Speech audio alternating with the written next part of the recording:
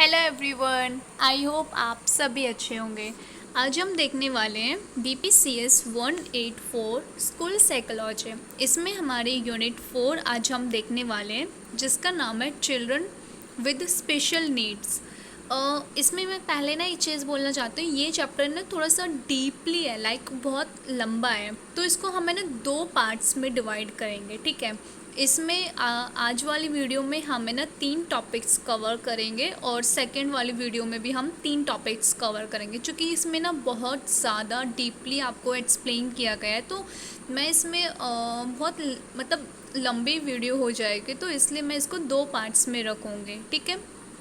तो आज हम जो टॉपिक्स कवर करेंगे वो आपका इंट्रो रहेगा, सेकंड आपका children with disability in India, and third आपका रहेगा स्पेसिफिक लर्निंग डिसएबिलिटीज़। और जो बाकी के 3 टॉपिक है, definition and classification of intelligency and exceptional and gifted children and role of the school psychologist in special education. ये जो 3 टॉपिक है ये हम नेक्स्ट वीडियो में करेंगे। मतलब हम आज हमारा सिर्फ 3 टॉपिक करेंगे, ठीक है।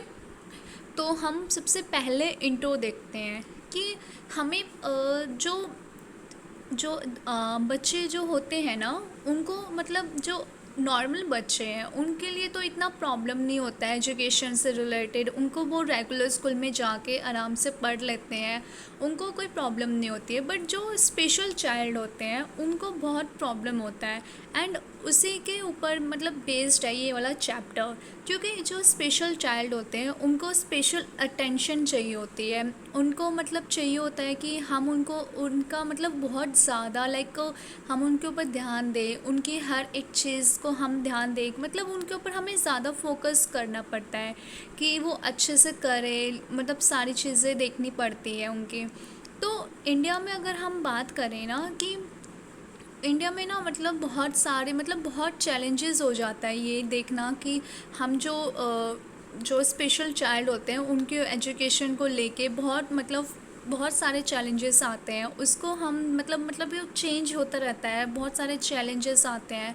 बट बहुत सारी ऐसी कंट्रीज़ भी हैं जिसमें स्पेशल एजुकेशन लाइक प्रोवाइड की जा रही है स्पेशल चाइल्ड वाले बच्चों के लिए, कि उनको प्रॉपर एजुकेशन मिले, उनके ऊपर ज़्यादा फोकस किया जाए। एंड इंडिया भी एक ऐसा कंट्री है जो बहुत स्ट्रगल कर रहा है एजुकेशन के लेकर, कि हर बच्चे को जो एजुकेशन होती है वो मिलनी चाहिए, ताकि वो अपने सही गलत हर चीज़ को लाइक वो देख सके, अपने फ्यूचर बना सके। मतलब बहुत सारे एफ़र्ट्स लाइक वो डाल रहे हैं, कुछ सिस्टम्स है वो डेवलप कर रहे हैं बच्चों के लिए, ताकि वो इन चीज़ों को लेके अवेयर हो जाए। जो अवेयरनेस होनी चाहिए टीचर्स एंड पेरेंट्स को भी, जो डिसेबिलिटीज़ वाले बच्चे होते हैं उनके लिए भी हमें अवेयरनेस लाइक उनको हमें टीचिंग वगैरह प्रोवाइड करनी चाहिए। मतलब ये है बहुत कम, बट धीरे धीरे सिस्टम थोड़ा थोड़ा चेंज हो रहा है, उनको अवेयरनेस दी जा रही है, एंड तभी वो बच्चे जो पेरेंट्स टीचर्स होते हैं वो उनके ऊपर ध्यान दे पा रहे हैं। तो ओवरऑल हम आज इसी के ऊपर बात करने वाले हैं। तो सबसे पहले हम यही देखते हैं कि जो बच्चे हैं जो डिसेबिलिटी लाइक जो स्पेशल चाइल्ड होते हैं वो इंडिया में उनका क्या है, मतलब उनके लिए क्या चीज़ें हैं, क्या क्या चीज़ें नहीं हैं, वो सब चीज़ें हम देखने वाले हैं। तो फर्स्ट वाला जो आपका टॉपिक रहेगा उसमें ये है कि अगर हम डिसएबिलिटी की बात करें तो उसका कोई हम एग्जैक्ट डेफिनेशन वगैरह हम नहीं दे सकते हैं। बट अगर हमने इसका रिज़ल्ट वगैरह लाइक करेक्ट जो डेफिनेशन लाइक होता है ना कि हम ये ढूंढ सकते हैं, तो डिसएबिलिटी इंडिया के अंदर ना बहुत डिफ़िकल्ट हो जाता है कि इसको हम मतलब बहुत डिफ़िकल्ट है ये टास्क पूरा करना, क्योंकि बहुत सारी चीज़ें होती हैं। बट वो धीरे धीरे लाइक सिस्टम चेंज हो रहा है। और अगर हम रिसेंट की बात करें, जो रिपोर्ट हम निकालते हैं लाइक 2011 का इसमें डाटा प्रोवाइड किया हुआ है, उसमें बताया है जो 121 करोड़ जो पॉपुलेशन है इंडिया के अंदर, उसके अंदर अराउंड 2.68 करोड़ बच्चे और ऐसे हैं जो डिसेबिलिटी लाइक वो स्पेशल चाइल्ड हैं। उन ये मतलब जो डाटा ये 2011 का डाटा दिखाया गया है इसमें, ठीक है। इसके अंदर जो सबसे पहला पॉइंट आता है, education of the child with special needs. मतलब बच्चों के जो जो स्पेशल चाइल्ड होते हैं उनको स्पेशल क्या क्या चीज़ें ज़रूरत होती है, उनका एजुकेशन से लेके क्या सिस्टम है इंडिया के अंदर, वो हम देखते हैं। तो अगर हम एजुकेशन की जर्नी के बारे में बात करें तो वो बहुत है, मतलब नॉर्मल बच्चों के लिए बहुत अच्छे अच्छे फैसिलिटीज़ हैं, कुछ डेवलपमेंट्स हैं, बहुत सारी चीज़ें प्रोवाइड की हुई है। और बट अगर हम स्पेशल चाइल्ड वाले बच्चों की बात करें तो वो बहुत कम है, उसमें बहुत अच्छे से इन्वॉल्व नहीं है। बट हम ये बोल सकते हैं कि 1883 में मुंबई के अंदर सबसे पहले एक इंस्टीट्यूशन बनाया गया था जो स्पेशली सिर्फ़ और सिर्फ जो स्पेशल चाइल्ड होते हैं उनके लिए, ताकि उन्हें एजुकेशन मिल सके। एंड उसके बाद धीरे धीरे 3000 से ज़्यादा ऐसे इंस्टीट्यूशंस या फिर आप स्कूल कॉलेजेस कुछ भी बोल सकते हो, वो इस्टेब्लिश हो चुके हैं, जो ताकि उनको एक बच्चों को नॉलेज मिले, वो अपने करियर को लेके ध्यान दे, उसमें फोकस करे, वो अपना करियर बनाए, ये है। और इसमें सबसे इम्पॉर्टेंट जो प्रॉब्लम है ना वो ये है कि हमें मतलब जो स्पेशल चाइल्ड होते हैं उसमें सबसे बड़ी जो दिक्कत आती है ना वो ये आती है कि जो नॉर्मल जो बच्चे होते हैं, और जैसे हम एज की बात करें, जैसे जो 12 साल का बच्चा है वो उसके साथ के जो बच्चे हैं वो उनके साथ खेल नहीं पाते हैं, उनसे मतलब दूर हो जाते हैं, लाइक सोसाइटी से दूर हो जाते हैं। और ये प्रॉब्लम सबसे बड़ी है कि वो मतलब सोसाइटी से ना दूर हो जाते हैं, और ये चीज़ सबसे ज़्यादा मतलब देखी जाती है, और सबसे बड़ी प्रॉब्लम यही है। तो अगर हम एजुकेशन की बात करें, जो मिनिस्टर है अपने इंडिया के अंदर एजुकेशन का, उन्होंने कोलैब किया था UNICEF के साथ, और उन्होंने इंट्रोड्यूस किया था integrate education for disable child. ये 1987 में किया था। इसमें क्या है ना कि ओवरऑल वो हर एक बच्चे को राइट देना चाहते हैं कि हर बच्चे को एजुकेशन मिलना चाहिए, प्री स्कूल, स्कूल और कॉलेजेस, मतलब हर एक लेवल पे उनको एजुकेशन मिलना चाहिए। वो उनका राइट है कि वो बच्चों को एजुकेशन प्रोवाइड करे। तो इसलिए उन्होंने IDC इस्टेब्लिश किया ताकि 1987 में, ताकि बच्चों को, हर बच्चा चाहे वो कैसा भी हो, उसको कोई भी प्रॉब्लम हो, उनको एजुकेशन प्रोवाइड हो, आपके प्री स्कूल में भी, स्कूल में भी और कॉलेज के अंदर भी। ठीक है। उसके बाद अब ये है कि जो डिसेबिलिटी वाले जो बच्चे होते हैं उनका मतलब एजुकेशन सिस्टम में सिर्फ ये नहीं है कि आप उनकी वो डिसेबिलिटी है तो इसी वजह से उनको हम एजुकेशन प्रोवाइड नहीं कर सकते, बल्कि मतलब ये होता है कि उन्हें एजुकेशन प्रोवाइड होना चाहिए। उन्हें फुल मतलब हर बच्चे को एक ऐसा मतलब इंस्टीट्यूशन रखना चाहिए जहाँ पे उन्हें हर चीज़ का एजुकेशन और खेल कूद लाइक हर एक चीज़ में उनको इन्वॉल्वमेंट होना चाहिए। मतलब जब बच्चे लाइक ये सब चीज़ें करते हैं, फिर वो उन चीज़ों में डलते हैं, फिर मॉडिफाई करते हैं, तो हम अपने पढ़ाने का तरीका भी मॉडिफाई करते हैं। बहुत सारे ऐसे रिसोर्सेज हैं जो अवेलेबल है बच्चों के लिए, टीचर्स के लिए, ताकि टीचर्स बच्चों को बेटर तरीके से समझा सके। मतलब ये सारी चीज़ें इम्प्लीमेंट कर दी गई हैं, मतलब प्रिपेयर हो रही हैं और कुछ इम्प्लीमेंट कर दिए गए हैं ताकि उन्हें एक बेटर एजुकेशन मिले और उनके ऊपर ज़्यादा फोकस किया जाए। क्योंकि उन बच्चों को बहुत ज़्यादा फोकस की ज़रूरत होती है कि उनको एक्स्ट्रा केयर की ज़रूरत होती है, ताकि उनको क्योंकि वो थोड़ा होता है ना कि जैसे हम नॉर्मल बच्चों की अगर बात करें तो वो बहुत जल्दी सीख जाते हैं कोई भी चीज़, लेकिन उनको टाइम लगता है सीखने में, और कुछ को तो एक्स्ट्रा टाइम लगता है। तो उनके ऊपर ज़्यादा फोकस करना पड़ता है, उनको चीज़ों को बार बार सिखाना पड़ता है, कुछ नए तरीके लेके आने पड़ते हैं ताकि उनको समझ में आए, कुछ प्रैक्टिकल चीज़ें करनी पड़ती हैं। तो ये सब चीज़ें करनी होती है, तो ये सब चीज़ें इम्प्लीमेंट हो रही है, कुछ प्रिपेयर हो रही है, तो ऐसे ये सारी चीज़ें हो रही है। मतलब ये था ओवरऑल एजुकेशन के ऊपर। अब हम डिसेबिलिटीज़ को क्लासिफिकेशन करें इंडिया के अंदर, तो अगर हम 2023 के अगर हम बात करें तो उसमें ना 7 से लेके 21 7 to 21 तक और सारे ऐसे कंडीशंस हैं जो इंक्रीज़ हो चुके हैं। ये ओवरऑल आपके 21 है जिसे हम क्लासिफाई कर सकते हैं, डिवाइड कर सकते हैं। पर इसमें सबसे ज़्यादा इस वाले चैप्टर में सबसे ज़्यादा जो फोकस किया गया है वो दो चीज़ों पे किया है, एक इंटेलेक्चुअल डिसेबिलिटी एंड दूसरा स्पेसिफिक लर्निंग डिसेबिलिटी। ये दो ऐसे पॉइंट है जिस पे सबसे ज़्यादा फोकस किया जाता है, तो हम इन दो टॉपिक्स पे सबसे ज़्यादा फोकस करेंगे, ठीक है। तो हमारा जो सबसे पहला आता है स्पेसिफिक लर्निंग डिसेबिलिटीज़।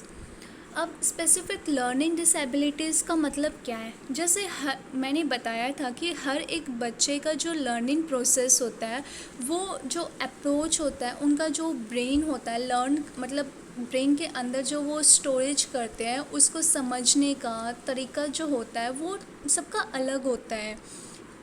तो सबको जो होता है ना, वो कुछ बच्चे जल्दी सीख जाते हैं, कुछ बच्चे थोड़े धीरे सीख पाते हैं, कुछ बच्चे उस कॉन्सेप्ट में सीख मतलब कितना भी कोशिश कर ले बट वो नहीं सीख पाते, वो हार जाते हैं। मतलब वो कितना एफ़र्ट्स डालते हैं, रिपीट करते रहते हैं बट फिर भी वो नहीं कर पाते हैं।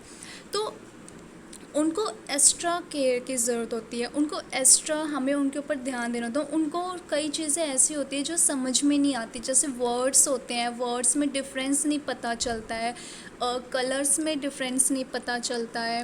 कुछ हम ऐसा होता है कि कुछ ऐसे होते हैं जो फेस के एक्सप्रेशंस को लाइक हम बनाते हैं तो उनको वो चीज़ें नहीं समझ में आती। मतलब हर बच्चे के अंदर कोई कुछ अलग चीज़ होती है, कुछ अलग डिसऑर्डर होते हैं, तो सबका अलग अलग होता है।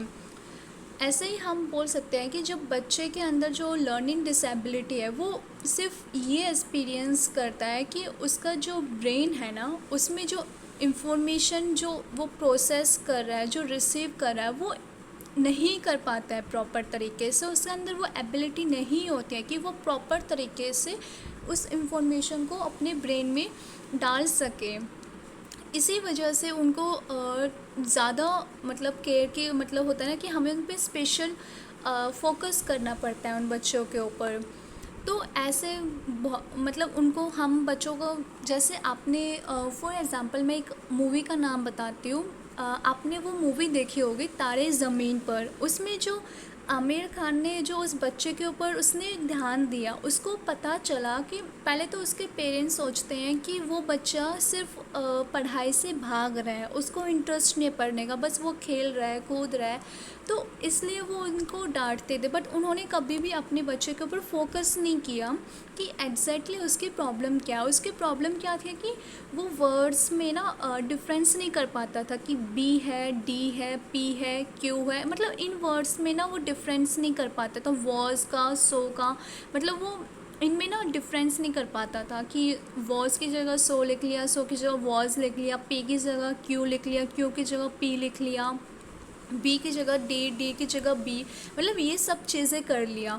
तो उसको वो डिफरेंस नहीं पता चल रहा था और ये पेरेंट्स की गलती थी कि उन्होंने इस चीज़ के ऊपर ध्यान नहीं दिया। उनको लगता था कि सिर्फ़ और सिर्फ बच्चे वो खेलने कूदने में सिर्फ उसका इस चीज़ में ध्यान रखता है, तो फिर वो उसको हॉस्टल में भेज देते हैं। एंड उससे बच्चा कितना अकेला हो जाता है, उसके मेंटली इमोशनली वो कितना कमज़ोर हो जाता है, ना ही वो किसी से बात करता है, ना ही हंसता है, खेलना कूदना सब कुछ बंद कर देता है। आप सोच रहे हो एक 6-7 साल के बच्चे के ऊपर अगर आप उसको अकेला कर देते हो, जो उसकी प्रॉब्लम है वो आप उसको नहीं समझ रहे हो, तो वो कितना अकेला फील करता है, इमोशनली कितनी ज़्यादा उसके ऊपर दिक्कत होती है, वो कितना ज़्यादा उस चीज़ को हैंडल नहीं कर पाता, अपनी सिचुएशंस को, अपने इमोशंस को हैंडल नहीं कर पाता। वो बिल्कुल सारे बच्चों से बिल्कुल सेपरेट हो जाता है।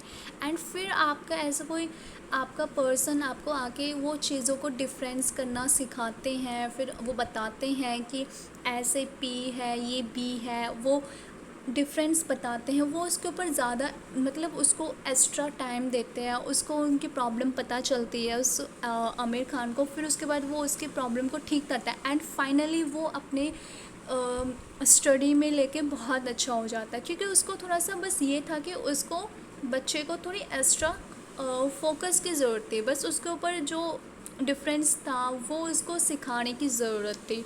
तो वो अगर उसने सीख लिया तो उसके बाद कोई प्रॉब्लम ही नहीं थी।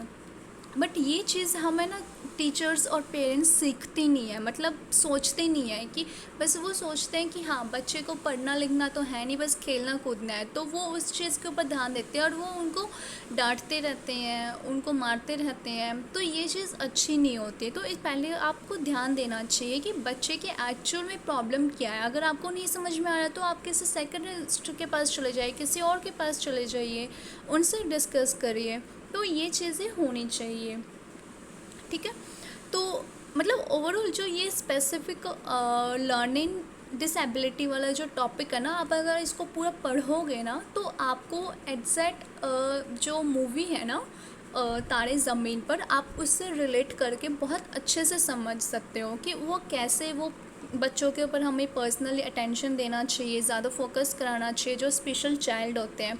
एंड फिर वो नॉर्मल जो कि फिर है ना वो बच्चों फिर वे नॉर्मल होते जाते हैं, क्योंकि जब उन्हें वो सीख जाते हैं ना तो वो जल्दी जल्दी रिकवर करते हैं। एंड फिर वो जैसे बाकी बच्चे होते हैं उनके साथ बैठ के पढ़ सकते हैं, उनके साथ खेल सकते हैं, वो सारी चीज़ें कर सकते हैं, ठीक है।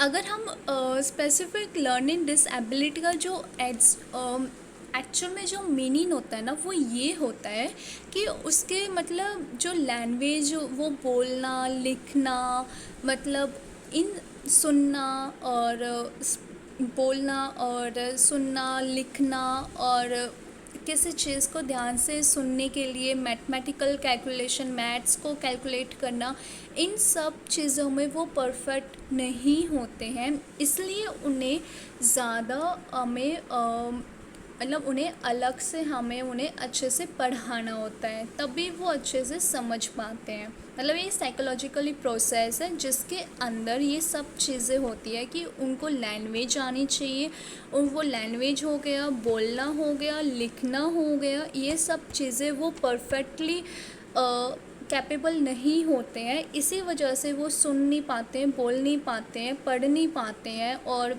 लिख नहीं पाते हैं और मैथ्स कैलकुलेशन नहीं कर पाते हैं। ये होता है स्पेसिफिक लर्निंग डिसेबिलिटी का मीनिंग। उसके बाद इसमें आता है कि इसके टाइप्स क्या क्या होते हैं। मतलब अगर हम इसको टाइप में डिवाइड करें तो कौन कौन से डिसऑर्डर्स होते हैं। पहला होता है डायलिसिस, जिसमें बच्चे को जो रीडिंग करने की जो होता है ना कि हम रीड करें वो अच्छे से उसमें उनको ना प्रॉब्लम्स आती है, जैसे डी में और बी में डिफरेंस नहीं पता चलता है, पी क्यू में डिफरेंस नहीं पता चलता है। फिर सेकंड आता है डायस्ग्राफिया। ये जो होता है ना, ये वाली जो डिसऑर्डर होती है, इसमें क्या होता है ना कि बच्चे का जो ड्राइंग का होता है ना कि कुछ बच्चों को ड्राइंग में कलर में डिफरेंस नहीं पता चलता है, तो वो वाली डिसऑर्डर उनके अंदर होती है। फिर आता है कैलकुलिया। मेरी प्रोनाउंसिएशन थोड़ी ख़राब है तो थोड़ा सा एडजस्ट कर लेना। इसमें क्या होता है ना कि बच्चे के जो मैथ्स होता है ना कि मैथ्स को कैलकुलेट करना, जोड़ना, मल्टीप्लिकेशन, ये जो सारी चीज़ें होती हैं ना वो उसमें उनको ना बहुत ज़्यादा दिक्कत होती है, तो उनका ये वाला डिसऑर्डर होता है। फिर फोर्थ आता है पैरेसिया। इसमें क्या होता है ना कि वो कोई भी जब प्लानिंग करना, डिसीजंस लेना, वो उन सब चीज़ों में ना कैपेबल नहीं होते हैं। उसमें ना उनको ना बहुत दिक्कत आती है कि हम कैसे प्लान करें, हम कैसे इम्प्लीमेंट करें, कैसे हम डिसीजंस लें, वो सब चीज़ें नहीं कर पाते हैं। लास्ट आता है नॉन वेरिएबल लर्निंग डिसेबिलिटी। ये वाला वो होता है कि जब हम नॉन वेरिएबल मतलब हम बोल के नहीं, हम अपने बिहेवियर से, लाइक हमारे फेशियल एक्सप्रेशंस, हमारी बॉडी लैंग्वेज से हम जब कुछ बताने की कोशिश करते हैं तो वो उस चीज़ में नहीं समझ पाते हैं, वो डिसेबल रहते हैं, लाइक कैपेबल नहीं हो पाते हैं कि वो नॉन वेरिएबल हमारे चीज़ों को समझ सके, हमारी लैंग्वेज को समझ सके, ठीक है। ये था इसके टाइप्स, जो इसका पहला पॉइंट हो गया। दूसरा इसके अंदर पॉइंट आता है कि इसके लिए इंटरवेंशन और असेसमेंट कैसे होता है। अब जैसे स्पेशल लर्निंग डिसेबिलिटी में क्या है ना कि हमें पता है कि इसका ट्रीटमेंट मतलब अर्ली स्टेज पे मतलब अब स्टार्ट हो चुका है। ऐसे बहुत सारी चीज़ें धीरे धीरे लाइक हो चुकी है कि हम बच्चों को समझ सकते हैं, हमें पता चल जाता है कि कौन से बच्चे को स्पेसिफिक लर्निंग डिसेबिलिटी है। तो ऐसे ही न्यूमरस स्टडी ने रिपोर्ट किया था उन्होंने बताया था कि जो बच्चे मतलब जो टीचर्स और जो पेरेंट्स होते हैं उनको इस चीज़ की नॉलेज नहीं होती है कि आपके बच्चे को एसएलडी की प्रॉब्लम है। क्योंकि जैसे हम उस मूवी का एग्जांपल ले सकते हैं कि उस मूवी में उनके पेरेंट्स को और टीचर्स को किसी को नहीं पता चला कि एक्चुअल में उस बच्चे की प्रॉब्लम क्या थी। उसको वर्ड्स में डिफरेंस नहीं पता चल रहा था। तो ये चीज़ पे उन्होंने किसी ने भी ध्यान नहीं दिया। वो ध्यान दिया उस इंसान ने जिसकी ये प्रॉब्लम खुद की थी। मतलब उसको भी पता था, उसके भी बचपन में, जैसे मूवी में उसने बताया था ना कि बचपन में उसको भी यही प्रॉब्लम थी, बट उसके एक टीचर्स ने उसकी हेल्प की, उसको अच्छे से समझाया, उसको उसके ऊपर ज़्यादा एक्स्ट्रा टाइम दिया, तब जाके उसकी प्रॉब्लम ठीक हुई। तो उसके बाद उसने भी ऐसे ही उसके ऊपर ध्यान दिया, केयर किया, बट जो बाकी थे उन्होंने ध्यान नहीं दिया। तो वो अवेयरनेस नहीं है। तो जो ये लाइक जो नॉलेज नहीं होती है इस चीज़ कंडीशन को लेके, तो ये जो प्रॉब्लम होती है ना, ये बच्चे के लिए बहुत ज़्यादा दिक्कत देता है। क्योंकि वो उनका जो स्टडी से जो अ, होता है ना कि हमें स्टडी में जो इंटरेस्ट होता है, जो मोटिवेशन आता है, वो कम होता जाता है। उनके अंदर वो कैपेसिटी जो होती है ना, वो बिल्कुल ही कम हो जाती है, वो लिमिटेड रह जाती है। जैसे बच्चे का स्कूल में जब छोटे होते हैं तब उनके ऊपर ध्यान नहीं देते, तो वो धीरे धीरे वो उन सब चीज़ों से दूर होने लग जाता है। क्योंकि उसको लगता है कि मैं इन बच्चों के साथ नहीं पढ़ सकता हूँ। उनको कंपेयर किया जाता है बच्चों के साथ कि देख ये कितने अच्छे से पढ़ रहे हैं, कि मार्क्स कितने अच्छे आ रहे हैं और तुम्हारे क्या आ रहे हैं, ज़ीरो आ रहे हैं।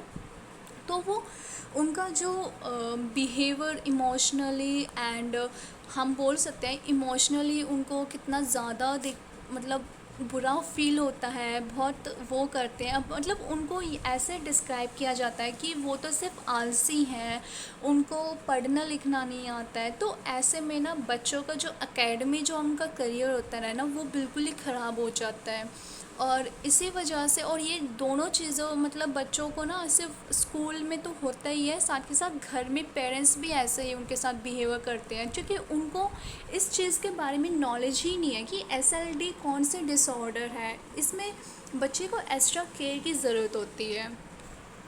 अगर हम बात करें एसएलडी के उसके अंदर कौन कौन से डिसऑर्डर्स आते हैं, जैसे हाइपर एक्टिविटी डिसऑर्डर हो गया, कंडक्ट डिसऑर्डर हो गया, ऑटिमिज्म स्पेक्ट्रम डिसऑर्डर, एंजाइटी डिसऑर्डर होगा, और साथ ही साथ इमोशनल एंड बिहेवियर डिसऑर्डर भी होते हैं। ये सारे ऐसे स्पेसिफिक लर्निंग डिसेबिलिटी के अंदर आते हैं। अब हम अगर इसके मेजॉरिटी ऑफ केस देखें तो ऐसे बहुत सारे असेसमेंट टूल्स आ चुके हैं जिससे हम आइडेंटिफाई कर सकते हैं कि इस बच्चे को एसएलडी वाली प्रॉब्लम है। जैसे कि हम एक साइकोलॉजिक टेस्ट बैटरी कर सकते हैं जिसमें हम उनके साथ सेक्शंस कर सकते हैं, हम डिटेल्स में इंफॉर्मेशंस ले सकते हैं पेरेंट्स और टीचर्स के थ्रू। जैसे कि आमिर खान ने जाके उनके पेरेंट्स से बात किया था, फिर उनको समझाया था, तब उसको उनके पेरेंट्स को पता चला कि हाँ ऐसा कुछ है। मतलब वो उसने जाके उसके ड्राइंग्स देखे, उसकी कॉपी, नोटबुक्स, मतलब सारी चीज़ें रिपोर्ट किया ना, उसने पूरा ऑब्जर्वेशन किया था। उसने उनके पेरेंट्स और टीचर से जाके बात की, उसके भाई से बात की, तब जाके उसको एग्जैक्ट उसके बारे में पता चला कि उसकी प्रॉब्लम क्या है। तो तब पता चला कि वो एसएलडी वाली प्रॉब्लम से फेस कर रहे हैं। एंड उससे ये पूरा ओवरऑल हम पूरा इंटरव्यू लाइक ऑब्जर्वेशन करते हैं जिसमें हम उसके टेस्ट रिपोर्ट्स देखते हैं, इंटरव्यूज़ लेते हैं एंड एजुकेशनल प्लान देखते हैं कि किस तरीके से है, और हम उन बच्चे की जो वीकनेस एंड स्ट्रेंथ जो है ना वो भी हम पता कर सकते हैं। जैसे उसकी वीकनेस थी पढ़ाई, वर्ड्स को समझ नहीं पा रहा था, लेकिन उसकी स्ट्रेंथ किस चीज़ में थी, ड्राइंग में, स्केच में। वो ड्राइंग स्केच कितना अच्छा करता था। तो उस इसमें ना हमें मतलब सारी चीज़ें ओवरऑल पता चल जाती है। तो ये थे हमारा आज का इसके बाद के जो टॉपिक्स है ना वो हम नेक्स्ट वीडियो में करेंगे। एंड आई होप आप सबको अच्छे से समझ में आया होगा। तो हम मिलते हैं अगले वाले पार्ट वीडियो में, ठीक है? Okay, bye bye, take care.